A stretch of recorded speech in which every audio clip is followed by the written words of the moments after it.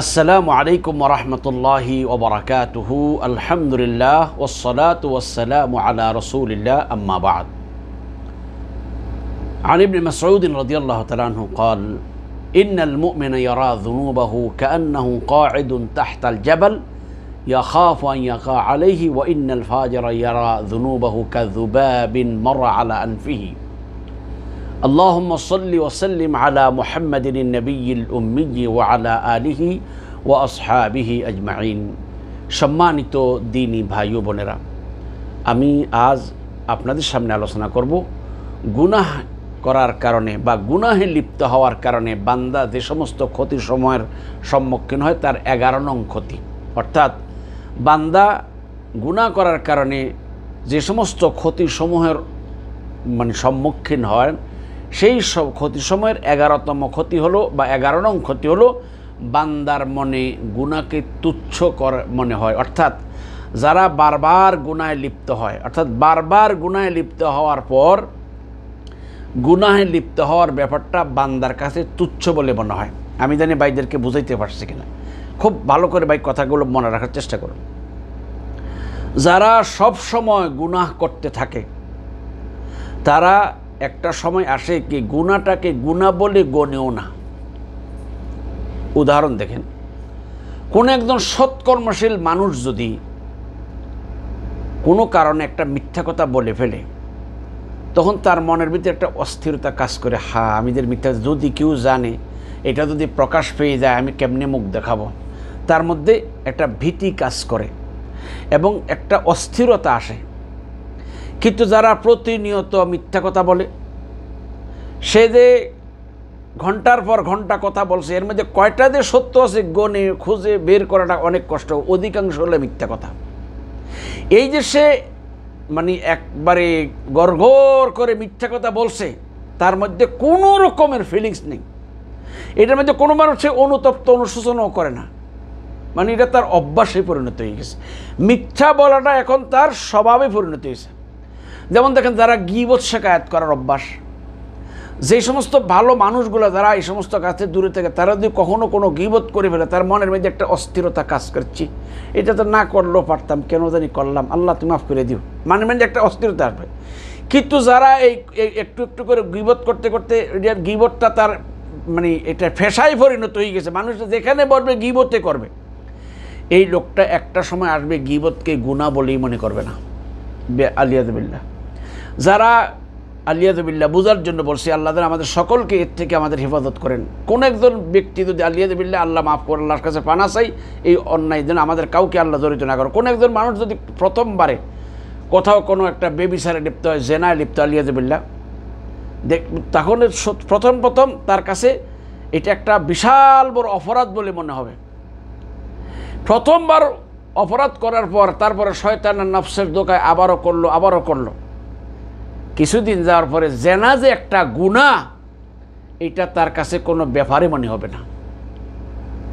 এমনিভাবে যে সমস্ত মানুষগুলো মানুষের কাছে চগলখুরি করে বেড়ায়, চগলখুরি এটা কবিরা গুনাহ, হারাম কাজ, মারাত্মক গুনাহ, কিন্তু এইটা 1 দিন 2 দিন 3 দিন করতে করতে এখন এটা তার শরীরের সাথে অ্যাডজাস্ট হয়ে গেছে।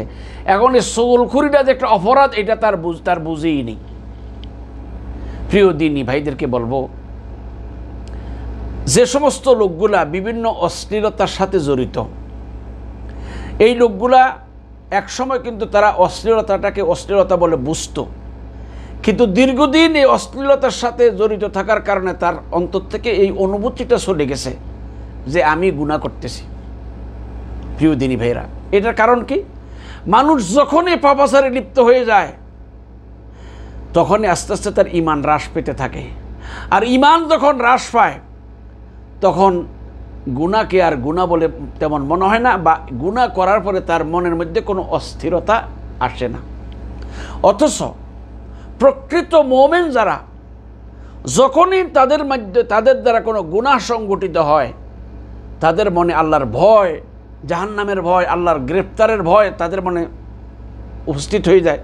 তারা দ্রুত আল্লাহর কাছে ক্ষমা চেয়ে এর থেকে ফিরে আসে এবং ওই গুনাহের কাজে আর দ্বিতীয়বার যায় না, যেটা আমরা সূরা আলে ইমরান 135 নং আয়াতে আমরা একাধিকবার আলোচনা করেছি বিভিন্ন ক্লাসে। যে আল্লাহ পাক বলেছেন আল্লাযীনা ইযা ফাআলু ফাহিশাতান আও যালামু আনফুসাহুম যাকারুল্লাহা ফাস্তাগফারু লিযুনুবিহিম। আর যারা কোনো গুনাহ করলে, কোথাও যদি কোনো গুনাহ তাদের দ্বারা হয়ে যায়, তারা আল্লাহকে স্মরণ করে দ্রুত গুনাহ থেকে তওবা করে ফিরে আসে, আর দ্বিতীয়বার ওই গুনাহ করে না। এই অবস্থাটা কখন হবে? যদি ইমানটা মজবুত থাকবে এবং মানে গুনাহ করার পর সাথে সাথে যদি তওবা করে নেয়, তাহলে তার মধ্যে এই অনুভূতিটা থাকবে। কিন্তু গুনাহ করার পরে সে যদি তওবা না করে, ক্ষমা না চায়, পরবর্তীতে আবারও গুনাহ করে, তখন দেখা যাবে যে এটা আর তার অন্তরে আর গুনাহ বলে মনে এটা তুচ্ছ হয়ে যাবে। যেই জন্য আল্লাহ রাসূল কি আব্দুল্লাহ ইবনে মাসউদের যে হাদিসটা, যে ইন্নাল মুমিনা ইয়ারা যুনুবাহু কাআন্নাহু কাঈদুন তাহতাল জাবাল ইয়াখাফু আন ইয়াকা আলাইহি, যে মোমেন গুনাহ করার পরে তার মনের ভিতরে এমন একটা ভীতি তৈরি হয় যে মনে হচ্ছে যেন কোনো একটা পাহাড়ের নিচে সে বসা আছে আর উপর থেকে পাহাড়টা তার উপরে পড়তেছে। এই অবস্থায় ওই পাহাড়ের নিচে থাকা ব্যক্তিটার মনের মধ্যে যেমন একটা অস্থিরতা কাজ করবে, ভয় কাজ করবে। একজন মোমেন, প্রকৃত মোমেন যখন কোনো গুনাহে লিপ্ত হয়, তখন তার মধ্যে এই রকমের একটা ভয় সৃষ্টি হয় এবং সে দ্রুত আল্লাহর কাছে ক্ষমা চাওয়ার চেষ্টা করে। কিন্তু ফাসেক যারা সবসময় পাপে লিপ্ত, যারা উঠতে বসতে পাপে লিপ্ত, এই লোকগুলা গুনাহ করার পরে তাদের কাছে মনে হয় যে নাকের ডাগার উপর দিয়ে একটা মাছি উড়ে গেল, বস। প্রিয় ভাইরা, এজন্য গুনাহের যে ক্ষতিসমূহ আছে তার 11 নং ক্ষতি হলো যে গুনাহ করার কারণে বান্দা নিকট গুনাহ তুচ্ছ হয়ে যায়, গুনার প্রতি কোনো ভ্রুক্ষেপ আর সে করে না, এটাকে অপরাধ বলে মনে করে না, বরং একসময় গুনাহটাকে সে ভালো কাজ বলে মনে করতে শুরু করে। আলিয়াযুবিল্লাহ। আল্লাহ আমাদের সকলকে এই অপরাধ সমূহ থেকে সম্পূর্ণরূপে বেঁচে থাকার তৌফিক দান করুন, আমিন।